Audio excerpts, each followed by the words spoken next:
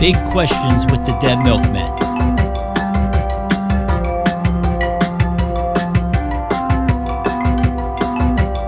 Hey everybody, welcome to this week's Big Questions with the Dead Milkmen. My question is actually stolen from a tweet by a gentleman named Benjamin Dreyer, who works at Random House. He's one of the bigwig editors there, and he has a wonderful Twitter account, which I follow. And this was a recent tweet by him. He said, if you could entirely erase your knowledge of a book, film, or play so that you could experience it for the first time with absolutely zero foreknowledge, which one would you choose? I would also throw in, I don't know if any of you chose an album or a band or music, but that would also qualify. So I thought this was an interesting question. And I would like to say that I would like to re-experience for the first time the movie Blade Runner, which came out in 1982. And also, I guess I would have some foreknowledge of the sequel, which is Blade Runner 2049, which I thought was, I had no expectations of it being any good, and it just kind of blew me away about how good it was, at least for me anyway. Of course, Blade Runner was based on a book by Philip K. Dick called Do Androids Dream of Electric Sheep? And I don't think I read the book before I saw the movie. Now, I might have had some knowledge of the movie before it came out, only in the fact that I thought that it was science fiction and that I was a science fiction fan. And then it seemed like a movie that I probably would like. So I went to see it in the theater. And of course, I saw the very first release of it, which had the infamous voiceover by Deckard, which people have derided over the years. But I personally like that edition.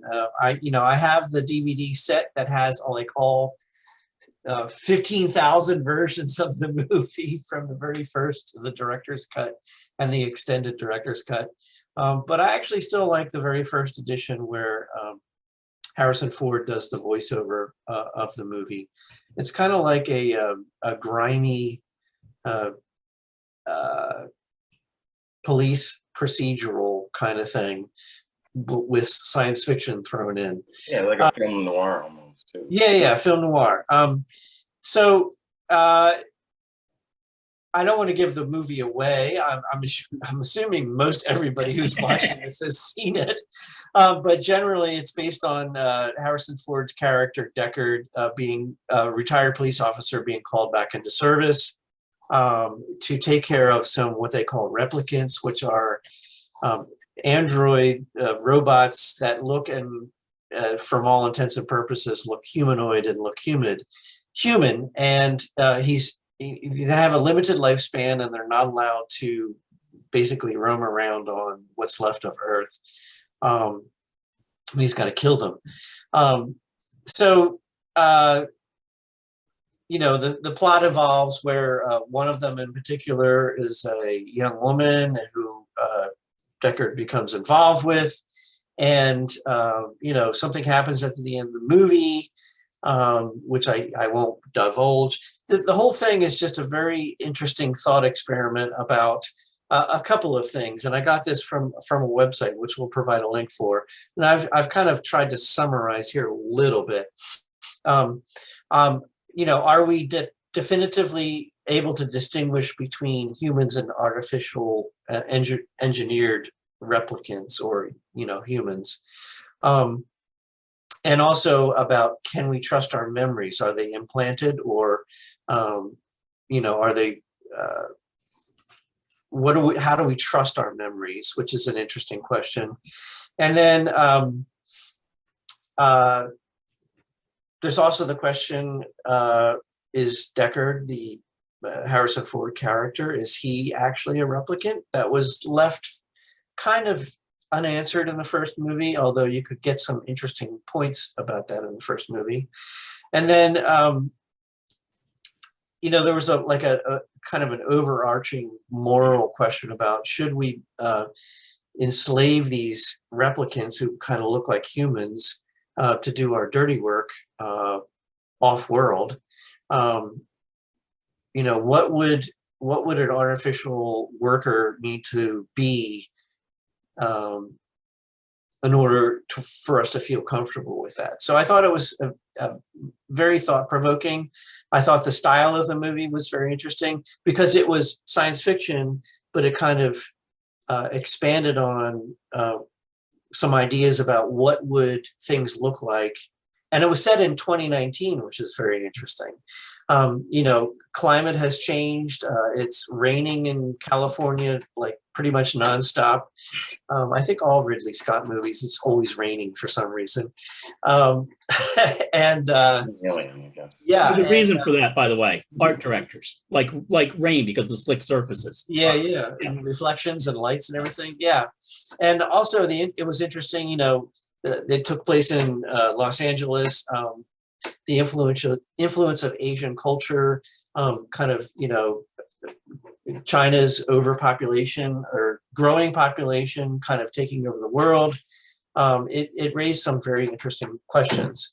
So, and then I thought it was very interesting. And then the sequel, it continues the themes. I don't want to really say too much about the sequel. I was just really blown away about how good it was. I was not expecting a lot from the sequel because most sequels never live up to the original movie. And I was very surprised. And doing research for this call, I understand that Ridley Scott is involved in a series that's going to be put together for Amazon Prime called Blade Runner 2099. It's in development. It's not sure when that's going to come out. I don't think it's going to come out next year. It might be 2 or 3 years from now. But so I'm interested to see where he takes it from the last movie. So anyway, that's my answer to the question. I would love to be able to experience Blade Runner and its sequel for the very first time again. Did you ever see the Red Letter Media review of Blade Runner? No, I did not. It's really good. I'll send you out the link. Maybe we'll put it up here. I really like it. In the links. Yeah. Now you said that Decker falls in love with a young woman. Actually, it's not a young woman. It's Sean Young. It's the woman. She is a smoke machine in that movie. Also, the Tears in the Rain speech that Rutger Hauer gives. He made that up on the set, which is an incredible bit of acting. He's like, well, I have an idea. I just like to say something. And he ad-libbed the Tears in the Rain speech, which is absolutely fantastic. And my other thought that I've always had all these years, and I've talked to other people who thought the same thing. Why do you have to make the replicants look like people? All right. You don't say you can't like put horns on them or something like that, because we've seen the apartment of the guy from Larry, Daryl, and Daryl. So also we keep getting a strange noise. So if you're the one on the call making it, don't do that. I'm going to go with, and it wasn't one of the options, but I'm going to go with an episode of a television show. And my theory was that Benjamin Dwyer was like, television? I shan't sully my eyes with that nonsense. And look, I'm a working class guy. I enjoy the Idiot Box. And so, and I would never ask if Martha Mitchell was gaslit or gaslighted. Then I think that kind of trivializes her experience. So what I'm going to go with is the episode I'm choosing is from season 4 of the X-Files, and it's called Home. And it is the episode that ruined Johnny Mathis's wonderful for an entire generation. It is nightmare fodder. It is really, really creepy. If you're sitting at home right now, reading aloud from Canterbury Tales to your beautiful children, then you should know that Home originally aired on October 11th, 1996, and was never shown again. Apparently, it's popped up in syndication, and it's on the DVD for season 4, but Fox refuses to show it again. All these people called up and complained, and it was they apologized. It's off the air. They will not show it. I think even when the Sci-Fi Channel reran X-Files, and I think they've also refused to show Home. It is really, really disturbing. And this also gives you an idea of the difference between the Americans and the British. Because for the Americans, it's got to be some disturbing shit for people to pick up the phone and go, I don't like that. But with the British, they got their freaking crumpled knickers in a rut or whatever, all over Ghostwatch. The kid's like, oh, no, Mumsy, Mr. Pipes is in the studio with Michael Parkinson. Oh, ring up the constabulary, Mumsy. And then Mumsy's like, Winthrop, I told you not to sully your eyes with that nonsense. I'm just saying it's a really super creepy episode. It takes a lot to frighten me. And Vienna and I, when we watched it originally, were on the couch, like holding each other. It's not about ghosts or UFOs like regular X-Files. It's something completely different. You won't see it coming, and it's super disturbing. And I'd like to have my mind erased so I could see it again, because, again, like I say, it takes a lot to scare the crap out of me, and it scared the crap out of me. I'd like it erased, and I'd also like, there's an incident in that show that's based on something that happened to Charlie Chaplin. And when I was watching the show, I thought, didn't something like this happen to Charlie Chaplin?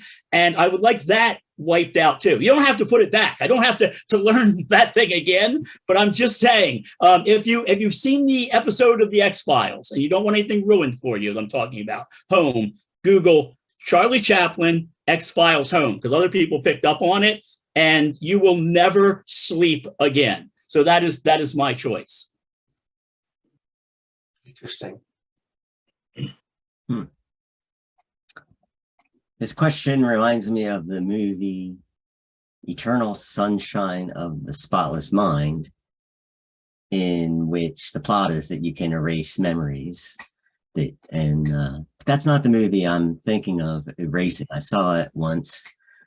I would like to erase both the book and the movie A Clockwork Orange, so that I could re-experience A Clockwork Orange for the first time. And the first time I saw it was, I think, 1980. I was 18 or 19. And it came out in the early 70s. Did you read the book or see the movie? I did. I read the first, I saw the movie, then I read the book, then I saw the movie again. Did you read the British release of the book or the American? Because the British, they have two different endings. You know, I got it used, and I don't know, it was probably the American one. Yeah, the American one doesn't have the 21st chapter. I think it's Yeah. the last. Yes, you are quite correct, Dan. So Yeah. I don't even need to erase that. Yeah, Kubrick, despite having spent a lot of time in Britain, grew up in America, and that's why he knew the American version. Yeah. It's quite a different ending. Yes. Oh, okay.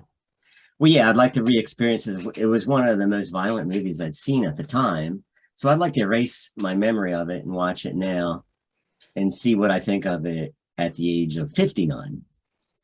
It's definitely the first movie I ever saw where a woman is bludgeoned with a statue of a penis. How many films have you seen since then where that happened? I hate to interrupt, but I'm asking what everybody else is asking. You did, honestly. Yeah, I've seen 30 or 40 since then. Sorry, Joe, but everybody's wondering. Ahead of its time, I guess. I imagine everybody's seen this movie too, so I'm not really. Yeah. So the lead character eventually gets arrested for that because the person got killed who he bludgeons, and he ends up in jail for a number of years, and then he goes to aversion therapy to get out of jail early, and yeah, whatever. You'll see what happens. Some of my memories already erased from it. I haven't seen it in a while. And I went to try to watch it on Amazon. It was unavailable in my territory. But Wagontown, maybe. Have you been marking your territory again, Joe? We've talked about this. Maybe I need to get a VPN. Anyway, yeah, whatever. Yeah. That's my choice. For better or worse. Yeah, I would also like to see Eternal Sunshine of the Spotless Mind again now that I was reminded of it. It's a cute little movie. Might be the only time people have laughed out loud over something involving Clockwork Orange. I still call eggs Eggy Wigs too, and that probably came from that movie. Malaco Plus. Horror show. Oh yeah, milk. They go to a milk bar. Oh, and Heaven 17 first came. Yep. There's a lot of stuff I liked in that movie, and I was, I guess, enraptured at my first viewing. It's cool. There's a glossary in the book too for the language that he creates, the slang. There used to be a bar in Boston that called Play It Again Sam's, and you could sit there and drink, and they showed movies. They had like a movie theater where you could drink in, and I saw it there, which was an interesting experience.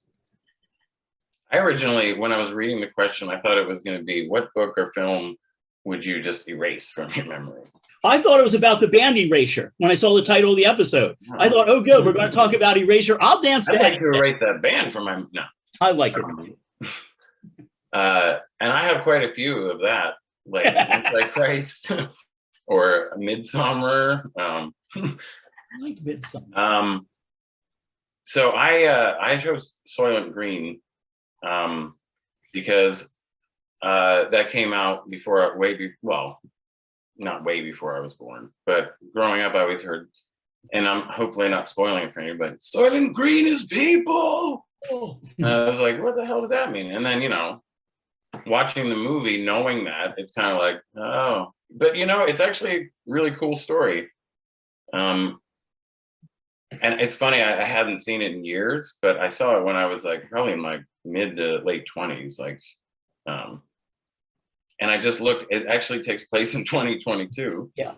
And climate is an issue that has caused a water shortage, causing people to eat, unknowingly, I guess, eat the remains of like prisoners and stuff in like, I guess like a cracker form, kind of.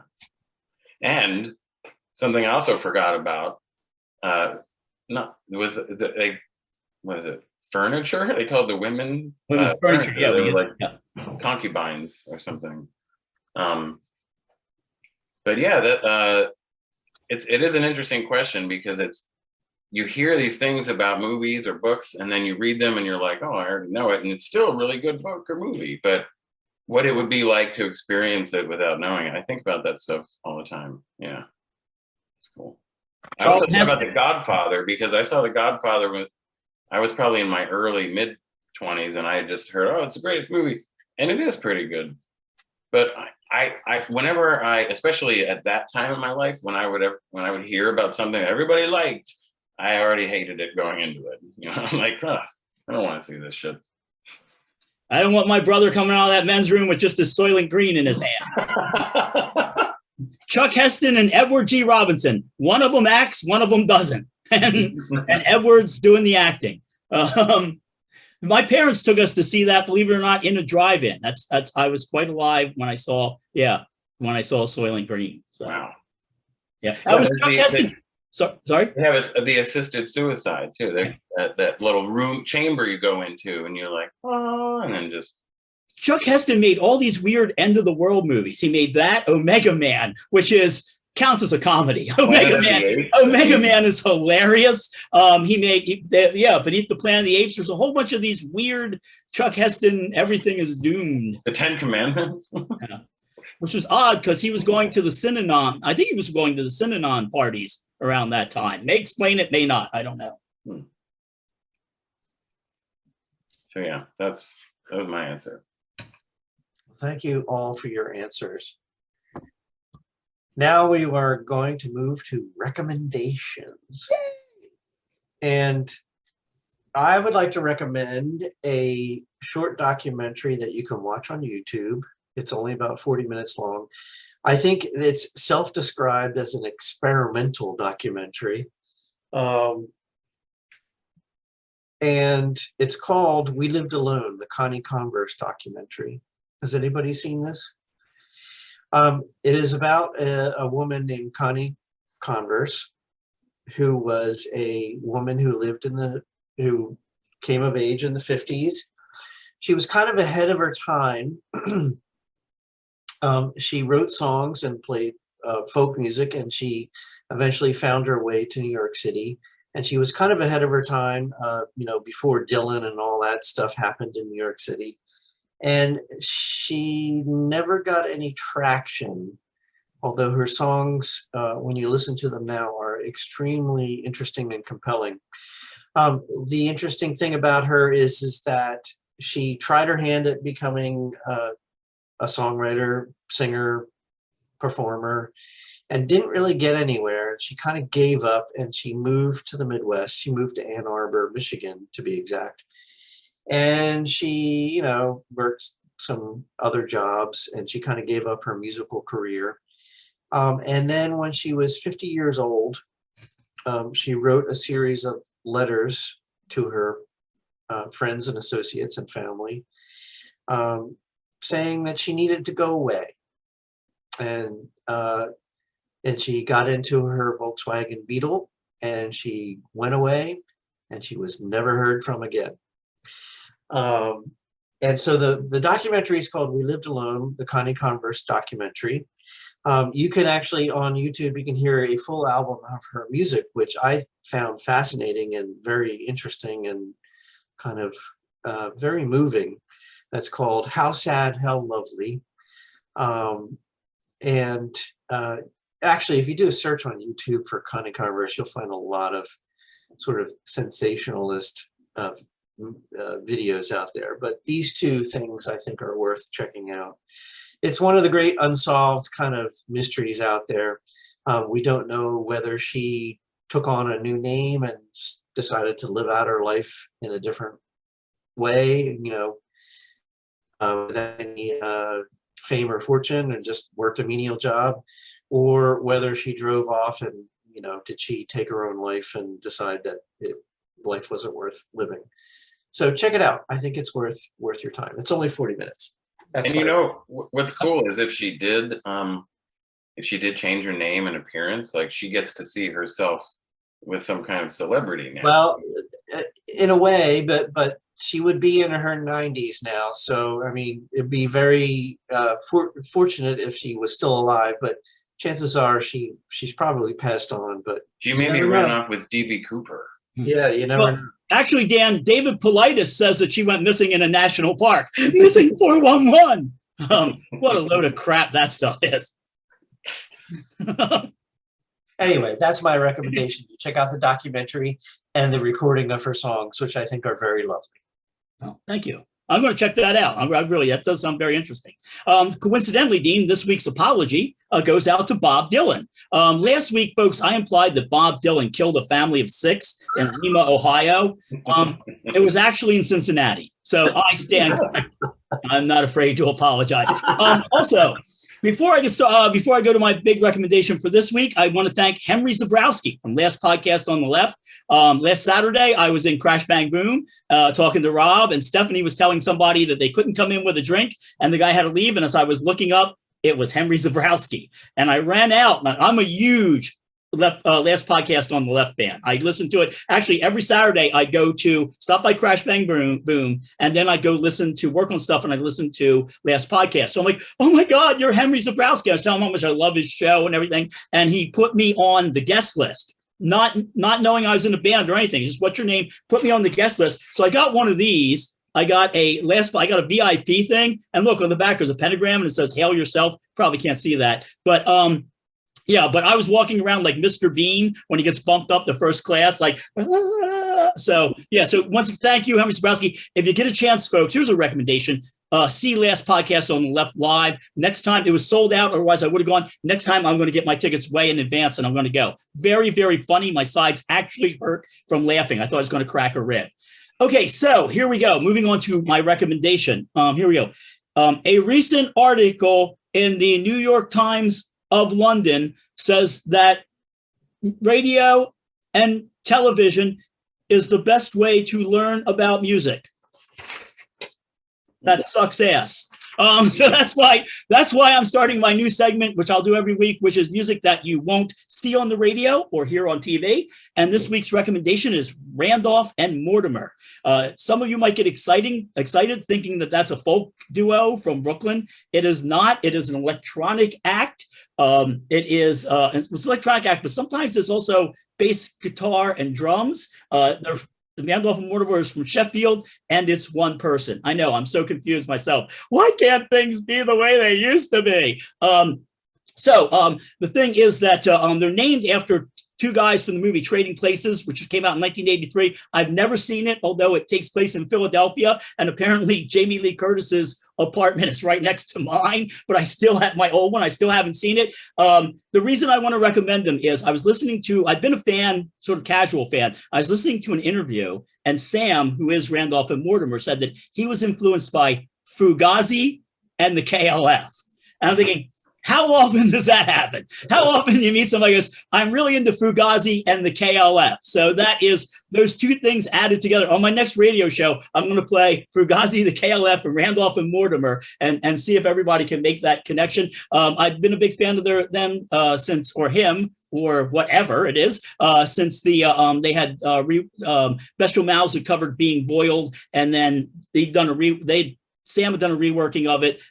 Just go find this. I'll put up a bunch of links to the music. Go find it. You're going to love Randolph and Mortimer. I promise. They didn't kill a family in Lima or in Cincinnati. I want to recommend a monthly newsletter called the Hightower Lowdown. I've recommended this before, but I'm recommending again. It's $15 for a year. You get 12 issues. It's all written by Jim Hightower. And it's his left of center take on politics. An interesting read you can read it in probably half an hour, but it's food for thought. Only $15. There's nothing in the middle of the road except dead armadillos in Hightower. Why didn't they just make it $12 a year? I don't know. It's a good question. 12 issues. Well, it got more expensive, I think, to mail. Postage went up, and you get it in the mail, but you also get to read it online too. So if you don't like reading actual paper, you can still read it online. I'm going over to Malcolm Gladwell's office and read it. Thank you. I'm going to recommend Pokemon Go. I know it's probably a bit outdated, but my kids have been playing it, and it's fun. You get to go, you go outside and you actually have to like go around and do stuff. And sometimes I trick them into, talking to me about stuff because they're teenagers. So, but it's fun. I kind of like go somewhere in my head where like I'm saving the world from these monsters, or like I'm kind of like a pest control, but you get frustrated when you try to catch them and you don't. But you get all sorts of like, you can evolve them into like things, and then you battle them against people. And what are the sort of the hot spots? Are they like what are they called? I forget. Yeah, they're Pokestops. So well, if you want to come down to near where I live, there's one like 50 yards from my house, because I haven't seen it in a while, but I've seen many people standing around on the sidewalk looking at their phones going this, that, and the other. And I've seen adults in their cars doing the same thing. Oh. What's cool about it is it keeps you interested because you run out of Pokeballs and you have to go to Pokestops and spin it to get more. So, if you want to evolve the guy, and I started to go somewhere, like I said, in my head, where I'm like, if I was writing this as a science fiction story, this would be disturbing. It's like, you have to rid the world of this race of creatures. And what happens is when you catch them, you get candies. So it's like you can transfer them. If they're not that powerful, you can transfer them. So the other one you have gets those candies. It's like taking its soul and increasing its power. So I was telling my kids, I was like, if you read this as like a book, you'd be like, that's terrifying. I'm like, play this. It gets the kids outside, and it gets me, they think I'm, hip. Last week I was in the office testing the network range on my laptop, and I walked past our CIO and I went, goddamn Pokemons are everywhere. I think it took him a second just to go, yeah, it's Rodney.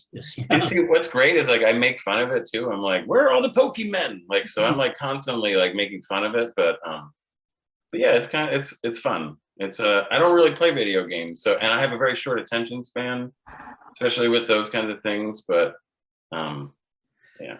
Smoke PCP and you'll see Pokemon everywhere. Hey, if anybody watching this wants to be my friend on it, my name is Dan Drew This.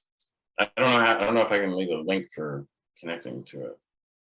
I don't know. We got so many links. I got to go back and find now because we kept hitting on different stuff again. Have you seen this and have that? So I We got can to do some raids together. Well, thanks everybody. Yeah. Anybody ever recommends this show? A sad, lonely individual. You should watch that show. It'll make you feel better about yourself. Make you feel like there's less wrong with you. All right.